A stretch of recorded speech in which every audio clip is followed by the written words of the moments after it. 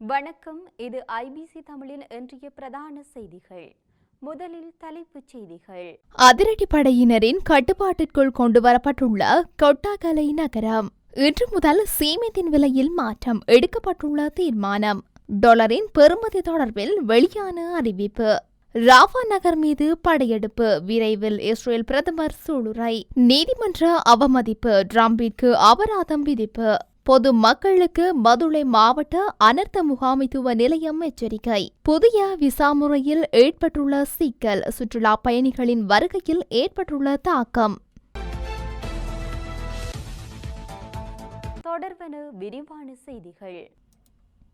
நுவரெலியா கொட்டாகலை நகரமானது தற்போது போலீசார் மற்றும் அதிரடிப்படையினரின் கட்டுப்பாட்டிற்குள் கொண்டுவரப்பட்டுள்ளதாக தெரிவிக்கப்படுகின்றது. கொட்டாகலை வீசி மைதானத்தில் இடம்பெறவுள்ள மேதின நிகழ்விற்கு ஜனாதிபதி வரவுள்ள நிலையில் குறித்த நடவடிக்கை மேற்கொள்ளப்பட்டுள்ளது. மைதானம் மற்றும் அதனை சூழவுள்ள பகுதிகளில் பாதுகாப்பு பலப்படுத்தப்பட்டுள்ளதாக தெரிவிக்கப்படுகின்றது. வழக்கமாக கொட்டகலை நகரின் வீதியின் இரு மருங்கிலும் பெருந்திரளான வாகனங்கள் நிறுத்தப்படும் போதும் தற்போது அதற்கான அனுமதி மறுக்கப்பட்டுள்ளது. பாதுகாப்பு ஏற்பாடுகள் மற்றும் நிகழ்வு ஏற்பாடுகள் போன்ற விடயங்களை ஜீவன் தொண்டமான் நேற்றைய தினம் மாலை பார்வையிட்டிருந்தமை குறிப்பிடத்தக்கது. நாட்டில் இன்று முதல் நடைமுறைக்கு வரும் வகையில் சீமெந்தி விலையை குறைக்க சீமெந்தி நிறுவனங்கள் தீர்மானித்துள்ளன. இதன்படி 50 கிலோகிராம் சீமெந்தி மூட்டையின் விலை 50 ரூபாவினால் குறைக்க தீர்மானிக்கப்பட்டுள்ளதாக தெரிவிக்கப்படுகின்றது. புதிய விலை திருத்தத்தின்படி சீமெந்தி மூட்டை ஒன்றின் விலை 2400 ரூபாவாக இருக்கும் என அந்த நிறுவனங்கள் மேலும் குறிப்பிடுகின்றன. டாலரின் பெறுமதியை 300 ரூபாயை விட இன்னும் குறைக்கலாம் என நிதி ராஜாங்க அமைச்சர் ரஞ்சித் சியாம்லபிட்டிய தெரிவித்துள்ளார். இலங்கையில் தற்போது நிலவும் விலைவாசி மற்றும் சேவை கட்டணங்கள் உள்ளிட்டவை தொடர்பில் தெரிவிக்கும் போதே அவர் மேற்கொண்டவாறு குறிப்பிட்டார். நிதி ராஜாங்க அமைச்சர் மேலும் கருத்து தெரிவிக்கையில், எமது நாட்டில் சந்தையில் காணப்படுகின்ற பொருட்களில் 75% இறக்குமதி பொருட்கள் அல்லது இறக்குமதி மூல பொருட்களை கொண்டு செய்யப்படுகின்ற உற்பத்திகளாகும். இந்த நிலையில் அந்த நெருக்கடியான நேரத்தின் போது 200 ரூபாவாக இருந்த டாலரின் பெறுமதி 370 ரூபா வரை உயர்ந்தது. தற்போது 300 ரூபாய் மட்டத்திற்கு குறைவடைந்துள்ளது. இதனை இன்னும் குறைக்கலாம். ஆனால் குறைக்கும் போது ஏற்றுமதியாளர்கள் நெருக்கடிகளை சந்திக்கின்றனர். எனவே அதனை குறைப்பது தற்போது சிக்கலாக இருக்கின்றது. அதன் காரணமாகவே சந்தையில் இருந்து 1200 மில்லியன் டாலர்களை மத்திய வங்கி மீள பெற்றது. டாலரின் பெறுமதி 300 ரூபாவை விட இன்னும் குறைவடையும். ஆனால் அது ஒரு முறையின் அடிப்படையிலேயே இடம்பெறும். அப்போது பொருட்களின் விலையும் சேவைகளின் கட்டணங்களும் மேலும் குறைவடையும். இது மிகவும் சவாலான ஒரு நிலையாகும். எனவே கவனமாக இதனை கையாள வேண்டும் என தெரிவித்தார். ஹமாஸுடனான போர் நிறுத்த பேச்சுவார்த்தைகளை பொருட்படுத்தாமல் தெற்கு காசா நகரமான ராஃபா மீது இஸ்ரேல் படையெடுப்பை நடத்தும் என பிரதமர் பெஞ்சமின் நெத்தன்யாகு தெரிவித்துள்ளார். செவ்வாய் அன்று பேசிய பிரதமர் நெத்தன்யாகு, ராஃபாவின் இஸ்ரேல் தனது அனைத்து நோக்கங்களையும் அடையும் வரை போர் தொடரும் என்று வலியுறுத்தினார். போரின் அனைத்து இலக்குகளையும் அடைவதற்கு முன்பு நாம் போரை நிறுத்துவோம் என்ற கேள்விக்கு இடமில்லை என்று அவர் கூறினார். நாங்கள் ராபாவிற்கு நுழைவோம். மொத்த வெற்றியை அடைவதற்காக நாங்கள் ஹமாஸ் பாட்டாளிகளை அடைவோம் என்று நெதன்யாகுவின் அலுவலகம் வெளியிட்ட அறிக்கையில் தெரிவிக்கப்பட்டுள்ளது. இதேவேளை ராவா நகரில் ஆயிரக்கணக்கான பலஸ்தீனியர்கள் அடைக்கலம் புகுந்துள்ள நிலையில் அங்கு இஸ்ரேல் ராணுவம் தாக்குதல் நடத்தினால் உயிரிழப்பு எண்ணிக்கை மேலும் அதிகரிக்கும் என கூறப்படுகின்றது.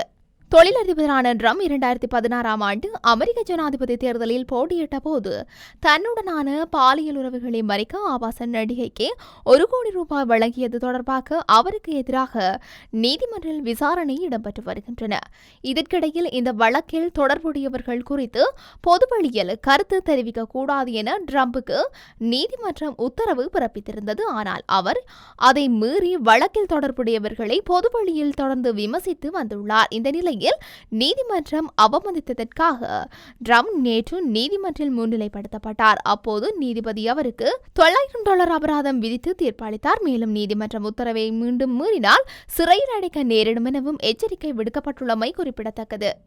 நாட்டில் நிலவும் சீரற்ற காலநிலை காரணமாக கொழும்பு பதுளை பிரதான வீதியில் ஹப்புத்துளை பரகல பகுதியில் கற்பாறைகள் சரிந்து விழும் அபாயம் காணப்படுவதாக பதுளை மாவட்ட அனர்த்த முகாமைத்துவ நிலையம் எச்சரிக்கை விடுத்துள்ளது. ஊவா மாகாணத்தில் தொடர்ந்து பெய்து வரும் கனமழை காரணமாக இன்று அதிகாலை பல கற்பாறைகள் கொழும்பு பதுளை பிரதான வீதியில் சரிந்து வீழ்ந்துள்ளதாக தெரிவிக்கப்பட்டுள்ளது. மரங்கல தொடக்கம் ஹப்புத்துளை வரையான கொழும்பு பதுளை வீதி பகுதியில் உயரமான மலைச்சரிவில் இருந்து கற்பாறைகள் விழும் அபாயம் உள்ளதாகவும் பதுளை மாவட்ட அனர்த்த முகாமைத்துவ நிலையம் தெரிவித்துள்ளது. மேலும் அவ்வப்போது கடும் பனிமூட்டம் காணப்படுவதால் கொழும்பு பதுளை பிரதான வீதியை பயன்படுத்தும் போது அவதானமாக வாகனங்களை செலுத்துமாறு அனர்த்த முகாமைத்துவ மத்திய நிலையம் மற்றும் போலீசார் வாகன சாரதிகளை கேட்டுக் கொண்டுள்ளனர். புதிய விசா முறையில் ஏற்பட்டுள்ள தொழில்நுட்ப சிக்கலின் காரணமாக நாட்டிற்கு வருகை தரும் சுற்றுலா பயணிகளின் எண்ணிக்கை குறைவடையும் சாத்தியம் அதிகரித்துள்ளதாக சுற்றுலா அமைச்சர் ஹரின் பெர்னாண்டோ தெரிவித்துள்ளார். கொழும்பில் நேற்று நடைபெற்ற ஊடகவியலாளர் சந்திப்பில் கலந்து கொண்டு கருத்து தெரிவிக்கும் போதே அவர் மேற்கொண்டவாறு தெரிவித்தார். இது தொடர்பாக அவர் மேலும் கருத்து தெரிவிக்கையில், இந்த புதிய விசா நடைமுறையில் ஏற்பட்டுள்ள தொழில்நுட்ப சிக்கல் வருடாந்த சுற்றுலா பயணிகளின் வருகையினை 2.5 லட்சமாகவும் வருடத்திற்கான சுற்றுலா வருமானத்தில் 425 மில்லியன் அமெரிக்க டாலர்கள் இழப்பினையும் ஏற்படுத்தும் சாத்தியம் அதிகரித்துள்ளது. எனவே புதிய விசா முறையில் ஏற்பட்டுள்ள தொழில்நுட்ப சிக்கல் எதிர்வரும் மே மாதம் 7ஆம் தேதிக்குள் நிவர்த்தி செய்யப்படும். அதன்படி முதல் 15 நாட்களில் ஒரு நாளைக்கு சராசரியாக 5500 சுற்றுலா பயணிகள் வருகை தந்த நிலையில் ஏப்ரல் 16ஆம் தேதி முதல் 28ஆம் தேதி காலப்பகுதியில் சுற்றுலா பயணிகளின் வருகை சராசரியை விட 3200 குறைந்துள்ளது. எனவே இது எதிர்பார்த்ததை விட 25,000 சுற்றுலா பயணிகள் எண்ணிக்கையில் குறைவை ஏற்படுத்தும். எனவே இந்த பிரச்சினைகளை முடிவுக்கு கொண்டுவர புதிய விசா முறையிலுள்ள தொழில்நுட்ப சிக்கல்கள் விரைவில் நிவர்த்தி செய்யப்படும். அதே சமயம் சேவை கட்டணத்தில் மாற்றம் எதுவும் ஏற்படாது. புதிய விசா முறைமையை இயக்குபவருக்கு சேவை கட்டணமாக 18.5 அமெரிக்க டாலர்களுக்கு மேல் கட்டணம் அறவிடும் நாடுகள் உள்ளன. இருந்தபோதிலும் அவர்கள் இலங்கைக்கு குறைந்தபட்ச தொகையினை மட்டுமே கட்டணமாக வசூலிக்கின்றார்கள். எனவே இதனை மாற்ற இயலாது என்றார். இத்துடன் இன்றைய பிரதான செய்திகள் நிறைவடைகின்றன. தொடர்ந்தும் செய்திகளை அறிந்து கொள்ள IBC தமிழ் நியூஸ் என்ற எமது யூடியூப் பக்கத்தினூடாக இணைந்திருங்கள். நன்றி.